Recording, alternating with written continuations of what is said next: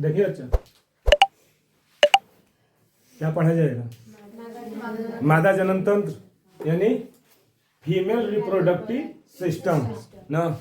उस दिन शुक्राणु पढ़ाए थे, मानव शुक्राणु है ना। पिछले वाले वीडियो में हमने क्या बता दिया था आप लोगों को? शुक्राणु यानी मानव शुक्राणु को बताए थे। आज क्या बता दिया जाए? मादा जनन तंत्र। मादा जनन तंत्र के बाद पढ़ा जाएगा क्या? नर जनन तंत्र। हम शुक्राणु पढ़ा दिए थे पहले ही, लेकिन आप लोगों को आज मादा जनन तंत्र पढ़ा दिया जाए। मादा जनन तंत्र के बाद नर जनन तंत्र। तो मादा जनन तंत्र का मतलब होता क्या है कि देखिए, ये जैसे है, ये जो है ना, ये क्या है? मादा जनन तंत्र यानी जनन की जितनी भी क्रियाएं होती हैं उनका ये क्या है? अंग तंत्र है। जनन यानी जनन का मतलब जानते हैं ना, अपनी तरह ही संतान का उत्पन्न करना ही क्या कहलाता है? जनन कहलाता है ना। यही है पूरा उसकी पूरी क्राइटेरिया मादा जनन तंत्र की। तो देखिए, जनन का मतलब होता क्या है बच्चा? कि अपनी तरह संतान पैदा करना। जैसे मानव का बच्चा मानव ही होगा, घोड़ा का बच्चा घोड़ा होगा, घोड़ी होगी, हाथी का बच्चा हाथी। वही कहने का मतलब है कि जनन का मतलब अपनी तरह ही संतान का क्या करना है? उत्पत्ति करना है। प्रत्येक जीव क्या करते हैं? जनन करते हैं और अपनी ही तरह क्या करते हैं? संतान उत्पन्न करते हैं। उसी को हम लोग क्या करते हैं? जनन करते हैं। तो उसी तरह ये भी क्या है? तो इसमें दो लोगों की भागीदारी होती है, क्योंकि मानव क्या है? एक लिंगी प्राणी है ना। इसमें मेल और फीमेल क्या होते हैं? अलग अलग होते हैं। पुष्प में हम आप लोगों को दिखाए थे, पुष्प में बताए थे कि मेल और फीमेल कहीं भी पाए गए, गुड़हल का जो लिए थे। यहाँ पर क्या होते हैं? मानव जो होता है एक लिंगी प्राणी है। कभी बहुविकल्पी में पूछ देता है कि मानव है एक लिंगी, द्विलिंगी या उभयचर या फिर कोई नहीं। तो मानव क्या होता है? एक लिंगी प्राणी होता है, क्योंकि इसमें मेल और फीमेल क्या होते हैं? अलग अलग होते हैं। कि कहीं में होते हैं? ऐसा तो नहीं ना है, होते होंगे तो बताएंगे। अरे मेल और फीमेल जब कहीं होंगे तो उसके बारे में बात किया जाएगा कि वो क्या होता है। लेकिन जनरली तो यही ना, जनन वही करेंगे। मेल और फीमेल क्या होते हैं? अलग अलग। तो उसी तरह यहाँ पर क्या पहले पढ़ा जाएगा? मादा जनन तंत्र यानी फीमेल के बारे में पहले पढ़ लिया जाए। ठीक, तो देखिए फीमेल के जो मादा जनन तंत्र में इसके कई भाग होते हैं। मादा जनन तंत्र के में कई अंग पाए जाते हैं। जैसे दिख रहा है ना, है ये पीला वाला दिख रहे हैं। इस क्राइटेरिया को हम लोग क्या कहते हैं? क्या कहेंगे? ओवरी। ओवरी इसी को कहा जाता है, समझ रहे हैं? ओवरी यहाँ पर लिखे भी होंगे अंडाशय। ओवरी को ही क्या कहा जाता है? अंडाशय। यह है ना पीला वाला। इस अंडाशय में क्या पाए जाते हैं? ओभम यानी अंडाणु। मादा युग्मक का नाम क्या होता है? अंडाणु। और नर युग्मक का नाम क्या होता है? शुक्राणु। मादा युग्मक का क्या नाम है? अंडाणु। और नर युग्मक का शुक्राणु हम बता दिए। जैसे ये है ना, ये क्या है? नर युग्मक है, दिख रहा है ना। इसी पीले वाले में देखिए, ये दिख रहा है ना, ये बना हुआ है स्ट्रक्चर। ये क्या होते हैं? ओभम। ओभम का मतलब अंडाणु, यानी ये हो गए नर युग्मक, हाई क्या हो गया? मादा युग्मक। इन्हीं दोनों के संलयन से ही क्या होते हैं? निषेचन होता है। इन्हीं दोनों के, समझ रहे हैं ना? समझ रहे हैं? निषेचन का मतलब बता चुके हैं। नर युग्मक और मादा युग्मक के संलयन को ही क्या कहते हैं? निषेचन। दिख रहा है ना, ये तो नर युग्मक। इनके बारे में ताजी कोई जो चर्चा होगी, लेकिन मेन तो यही है ना क्राइटेरिया, क्योंकि मादा वाला पढ़ रहे हैं। तो देखिए इसको पहले बता देते हैं। इसके बाद देखिए, ये हो गया ओभम, है ये ओवरी हो गया। उसके अंतर्गत क्या पाया गया? ओभम, अंडाणु। समझ रहे हैं ना? इसके बाद यहां से इसे देखिए, ये जाते हुए जो दिख रहे हैं ना अंडे, ये जाएंगे तो किधर? तो यहां पर जब पहुंचेंगे तो इसी को क्या बोलते हैं? Fallopian tube. देखिए फाइलोपियन ट्यूब है ना, है इसके ऊपर वाले सतह को, है जो ऊपर निकला है, इसे हम लोग बोलते हैं फंडस। यहां पर जो है इसको फंडस बोला जाता है, फंडस। तो ये मत सोचिएगा एक साइड का अगर जो होगा वही नमूना इधरिया भी होगा, कि क्या वो अलग होगा? इधर भी ओवरी है तो इधर भी है, दो पाए जाते हैं मानव में जो ओवरी होती है ना 2 होती है।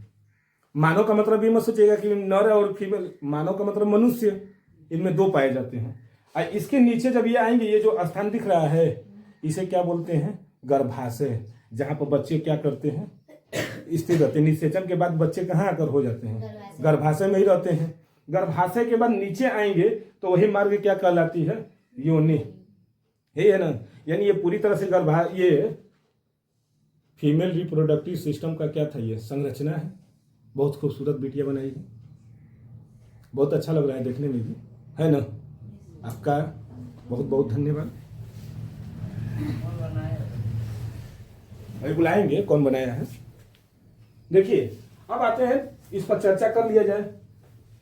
क्या कि पहला जो आता है क्या है? अंडा से। ये एक जोड़ी अंडाकार, ये देखिए अंडाकार है ना।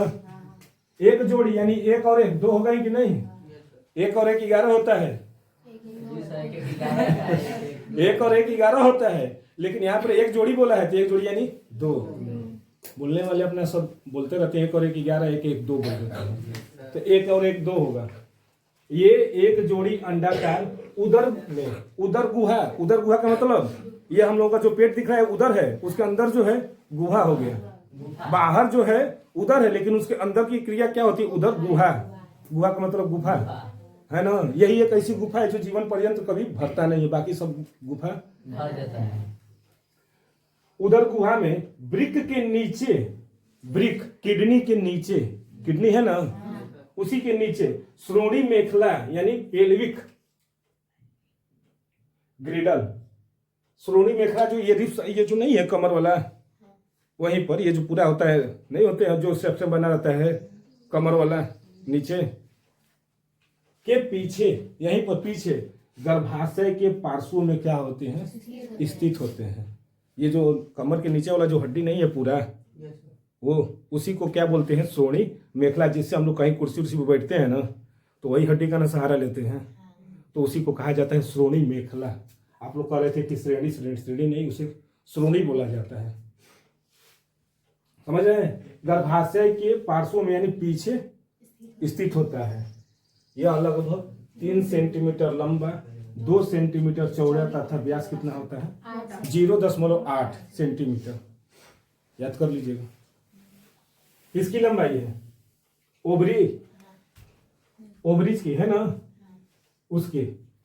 और इसमें क्या होते हैं? अंडाणुओं का निर्माण होता है, यानी ओवम का ही क्या होता है? निर्माण होता है। और ओवम का निर्माण कब होता है?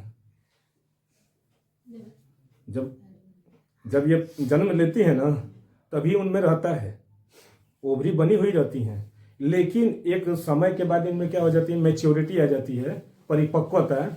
इसके बाद वही क्या होने लगते हैं? फूटने लगते हैं। यानी वो जो मैच्योरिटी आती है 10 से 12 साल के बाद आती है। 10 से 12 साल के बाद मैच्योरिटी आती है। नहीं तो ये जन्म से ही क्या रहते हैं? उनमें रहते हैं। लेकिन 10 से 12 साल के बाद क्या हो जाते हैं? उनमें मैच्योरिटी आ जाती है, तो यही अंडे क्या होने लगते हैं? फूटने लगते हैं। समझ रहे हैं? अब कब? इसके अतिरिक्त ये मादा हार्मोन्स, याद कर लीजिएगा, मादा हार्मोन्स अर्थात प्रोजेस्टेरॉन तथा एस्ट्रोजन का भी क्या करते हैं? श्रावण करते हैं। प्रोजेस्टेरॉन हार्मोन्स होता है, हम लोग जो क्या बोला जाता है, जो मेल होते हैं उनमें टेस्टोस्टेरॉन हार्मोन्स पाया जाता है, जबकि महिलाओं में 2 हार्मोन्स पाए जाते हैं। एक होता है प्रोजेस्टेरॉन और दूसरा एस्ट्रोजन का भी क्या करने लगता है? श्रावण करने लगता है। अर्थात जब ये दोनों हार्मोन शुरू हो जाते हैं ना, ये कौन सा है? प्रोजेस्टेरॉन और एस्ट्रोजन, तो इनमें 2 चीज़ों की चेंजेज हो जाती हैं। एक स्तन का विकास होने लगते हैं और एक होता है मेंस्ट्रुएशन साइकिल स्टार्ट हो जाते हैं। यानी मासिक धर्म जिसको बोला जाता है, वो क्या हो जाते हैं? स्टार्ट हो जाते हैं। और वो कब होते हैं? तो 10 से 12 साल के एज में स्टार्ट हो जाते हैं। लगभग 12 साल होता है, 12 से 14, और लगभग इस समय हो गया है। लगभग 12 से 14 साल की एज में क्या होने लगते हैं? मेंस्ट्रुएशन साइकिल यानी मासिक धर्म शुरू हो जाते हैं। क्या कब? जब प्रोजेस्टेरॉन और एस्ट्रोजन हार्मोन्स रिलीज होने लगता है। उससे पहले कुछ नहीं। ये है फीमेल के ये पार्ट में जो जन्म से ही रहता है, लेकिन एक होता है ना कि हार्मोन्स आने लगता है, जैसे मेल में क्या होते हैं, हार्मोन्स आते हैं तो दाढ़ी मूंछ आने लगती हैं, आवाज़ भारी हो जाती है। उसी तरह महिलाओं में भी कुछ चेंजेस होती है 10 से 12 साल के बाद। उनमें कौन से हार्मोन्स आ जाते हैं? प्रोजेस्टेरॉन और एस्ट्रोजन।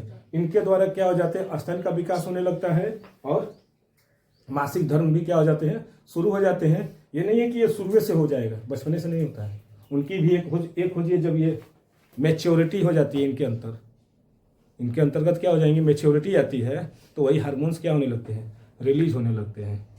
और यही हार्मोन्स क्या करने लगते हैं, अपना भाई सबकी चेंजेज होती है। तो वही कहा जाता है कि अब वो इसके बाद दूसरा आता है अंडवाहिनियां, जिसको कहते हैं ओवी डक्ट। डक्ट का मतलब नली और अंड है ना ओभम प्लस डक्ट, तो ओवी डक्ट अंडवाहिनी। ये कीप नुमा झालदार संरचनाएं हैं, दिख रहा है ना, ये लिखे भी हैं झालदार, ऐसे होता है कीप की तरह। तो ये पकड़े रहते हैं किसको, अंडे को। देखिए ये कीप नुमा झालदार संरचनाएं हैं। इनका अधिकांश भाग क्या होते हैं, फाइलोपियन नलिका यानी फाइलोपियन ट्यूब जो दिख रहे हैं ना, कीप नुमा, इनका अधिकांश भाग क्या है, फाइलोपियन ही ट्यूब है ना, इसी को बोला जाता है। और यहीं पर क्या होते हैं, निषेचन भी होता है। जैसे पुष्प में निषेचन कहाँ होता है, स्टाइल में बताए थे ना, स्टाइल जो है पतर की बताए थे ना, वहां पर क्या होता है, निषेचन होता है। निषेचन का तो समझ रहे हैं ना, नर युग्मक और मादा युग्मक के संलयन से जो भ्रूण का विकास होता है, भूल गए? नहीं सर, बोले।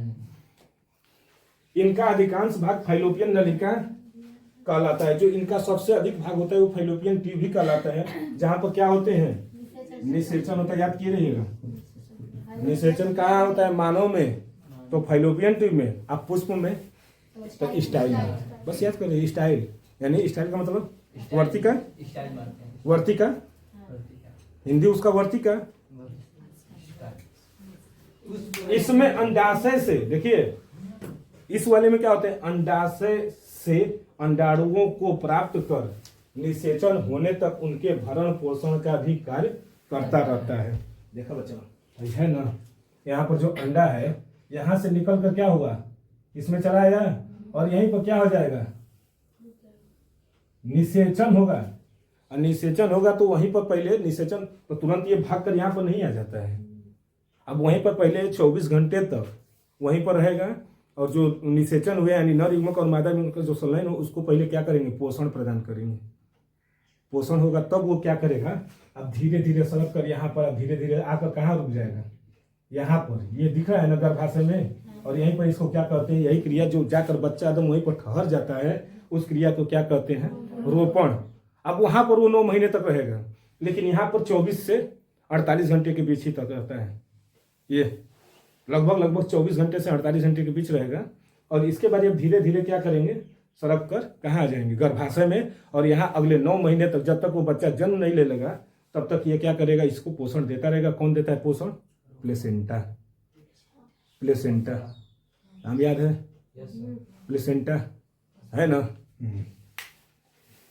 इसमें अंडाशय से अंडाणुओं को प्राप्त कर क्या करता है, होने तक उनके भरण पोषण का भी कार्य करता है। अंडाशय से दूर की तरफ दोनों अंड वाहिनियां आपस में जुड़कर एक थैली नुमा संरचना बनाती है, जिसे क्या कहते हैं, गर्भाशय अर्थात यूटेरस। यही दोनों नलियां देख रहे हैं ना, फाइलोपियन ट्यूब दोनों आपस में जुड़कर क्या बना दिए, गर्भाशय का निर्माण कर दिए। अरे जो है ना, फाइलोपियन ट्यूब है, हाई फाइलोपियन ट्यूब, तो किसका निर्माण कर दिए, गर्भाशय का। की है कि नहीं, दोनों नलियां आपस में आकर मिलकर क्या कर दी, गर्भाशय का निर्माण कर दी है ना। क्या बेटा, देखिए बेटा यहाँ पर देखिए, इससे हाई फाइलोपियन ट्यूब इधर भी है, फाइलोपियन ट्यूब इधर भी है, दोनों नलियां आपस में आकर यहाँ तक मिल गई हैं कि नहीं। तो यही क्या हो गया, गर्भाशय नहीं हो गया, बनाने वाली नहीं। बताएंगे अभी, ये फंडस के बारे में बता रहे हैं क्या कार्य है। उसको सहारा प्रदान नहीं करेगा, ऊपर से लेयर चाहिए ना, तो वो लेयर रखा रहता है। क्यों, क्योंकि ये पूरी तरह से बच्चे को जब सुरक्षित चाहिए कि नहीं चाहिए। अगर ये फंडस नहीं रहेगा तो बताइए सब खाली रहेंगे कि नहीं। तो एक ऊपर की भी संरचना होती है, इसे उठी रहती है। समझे? तो ये यानी ये जो फैलोपियन ट्यूब किसका निर्माण कर दे रही है, तो गर्भाशय यानी यूटेरस का, है ना? बोलिए, दिक्कत है इसमें? नहीं ना? समझ में आया इतना? दोनों कौन कौन सा? ओवरी और फैलोपियन ट्यूब। दो होते हैं महिलाओं में, मादा जनन तंत्र में 2 ओवरी होती हैं, लेकिन दोनों एक साथ काम नहीं करती हैं। अगर एक आज कर रहा है तो अगला जो है अगले 28 दिन के बाद फिर क्या करेगा, कार्य करेगा। देखिए बनाने में क्या खूबसूरत बनाई भी है लड़की, कि एक को बनाई है, यानी यहाँ पर देख रहे हैं इसमें ओवरी में क्या किया, ओवम का निर्माण कर दिया है। तो उसके दिमाग में देखिए कितना सटीक है कि इसमें ओवरी का यानी ओवम का कहीं निर्माण नहीं दिखेगा, है ना? बारीकी से बनाई हुई है ये बच्ची, कि यहाँ पर देख रहे हैं ओवम तो बना दी लेकिन इस वाले को नहीं बनाई। बहुत जानकार लड़की है। कौन है? अब बताएंगे ना नाम, मिल रहा है ना? कि एक अगर ये आज काम कर रहा है तो दूसरा काम कब करेगा, अगले 28 दिन के बाद। यानी ये जब टूट कर मेंस्ट्रुएशन साइकिल मासिक धर्म के द्वारा जब ये सब बाहर निकल जाएंगे तो अब ये क्या करेगा, अपना क्रिया संपन्न करना शुरू करेगा। तो ये हो गया ना। अब आगे देखा जाए अगला भाग। चलिए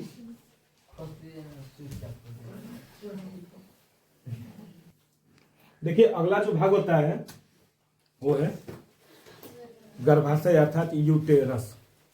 गर्भाशय का मतलब गर्भधन आशय, यानी जिसमें बच्चा क्या करता है, रहता है, वहां पर उसको पोषण मिलता है। पोषण कौन देता है, तो प्लेसेंटा देता है ना? प्लेसेंटा देता है? तो वो प्लेसेंटा है। तो ये क्या होते हैं, यूटेरस, यह दोनों अंडवाहिनियों के खुलने का क्या होता है, स्थान होता है। अंडवाहिनी यानी फैलोपियन ट्यूब, ये जो दोनों जाकर कहाँ खुल जा रहे हैं, गर्भाशय में, जो लगभग कितना से है, 7.5 सेंटीमीटर क्या होते हैं, लंबा, 3 सेंटीमीटर मोटा तथा 5 सेंटीमीटर क्या होते हैं, चौड़ा, थैलीनुमा, खोखला और उल्टा नाशपाती के आकार का क्या होता है, अरे उल्टे नाशपाती के आकार का होता है, सीधा नहीं उल्टा है। और इसकी चौड़ाई, लंबाई और मोटाई पूछता है तो याद करिए लगभग 7 या 8 होते हैं। तो 7.5 सेंटीमीटर लंबी, 3 सेंटीमीटर मोटा तथा 5 सेंटीमीटर चौड़ा होता है। नाशपाती के आकार का होता है। भ्रूण का परिवर्धन का मतलब विकास, भ्रूण का विकास और भरण पोषण क्या होता है, यही होता है। और किसके द्वारा होता है, तो प्लेसेंटा के द्वारा। प्लेसेंटा उसे कहते हैं जो माँ के नाभि और बच्चे के नाभि से क्या होते हैं, जुड़े रहते हैं। माँ जो खाएगी वही प्लेसेंटा के द्वारा क्या होगा, उस बच्चे को भोजन मिलेगा यानी पोषण मिलेंगे, समझ रहे हैं ना? तो वो तो उसी के द्वारा क्या होते हैं, ये पाया जाता है, समझ रहे हैं ना? इसके बाद आता है गर्भाशय का अंतिम भाग क्या होता है, योनि। अंतिम भाग यहाँ पर लिखना भूल गए हैं। अंतिम भाग क्या कहलाता है, योनि कहलाता है। तो अब योनि को देखा जाए तो देखिए यह लगभग 7 से 10 सेंटीमीटर क्या होती है, लंबी, नलिका समान होती है। कितने, 7 से 10 सेंटीमीटर लंबी होती है। मूत्राशय तथा मलाशय के मध्य क्या होता है, ये स्थित होता है। कौन, योनि जो होती है यानी वजाइना जो होता है, कहाँ होते हैं स्थित, मूत्राशय तथा मलाशय के मध्य स्थित होता है। यह पुरुष के लिंग का प्रवेश द्वार यानी निषेचन के लिए, आप लिख सकते हैं निषेचन के लिए। और प्रसव पश्चात यानी प्रसव जो बच्चे होते हैं ना, तो प्रसव पश्चात शिशु के बाहर आने का मार्ग तथा रजोधर्म श्रावण का मार्ग कौन करता है, तो योनि ही करता है यानी वजाइना ही करता है। अरे यानी ये जितने काम है यानी निषेचन के लिए, इसके बाद प्रसव के लिए, रजोधर्म के लिए, ये कई द्वार है, वो कौन सा है, योनि यानी वजाइना, ये होते हैं। इसके बाद अब आते हैं इसके कुछ अंग भी होते हैं जिसको कहते हैं बाह्य जनना, मासिक धर्म। रजोधर्म का होता है मासिक चक्र, मेंस्ट्रुएशन साइकिल, मेंस्ट्रुअल साइकिल भी बोला जाता है, मेंस्ट्रुअल साइकिल। तो वही, तो ये पूरी जो होती है किसके द्वारा होती है संपन्न, तो योनि के द्वारा यानी वजाइना के द्वारा। अब ये जो है आंतरिक चीजें थी, अब इसके बाह्य जननांग भी